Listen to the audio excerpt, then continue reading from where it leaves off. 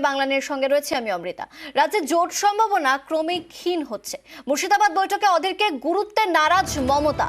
রাজ্যে তৃণমূল একাই 100, কোনো অন্যায় দরাদরি বরদাস্ত নয়, দাবি তৃণমূল মুখপাত্র কুণাল ঘোষের। যে কোনো লড়াইয়ে প্রস্তুত, চ্যালেঞ্জ অধীরের।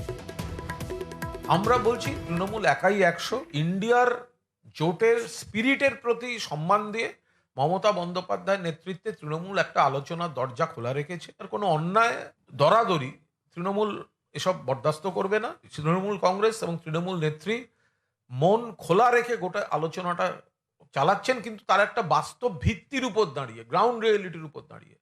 এবার যথাযথ সময়ে তিনি সিদ্ধান্ত নেবেন। আমার কাছে লড়াইটা শেষ কথা। আমি কাউকে পরোয়া করি না, কাউকে পরোয়া করে রাজনীতি করি না। আমি জানি আমাকে লড়তে হবে, লড়ে আমাকে বড় হতে হবে, লড়ে আমাকে জিততে হবে।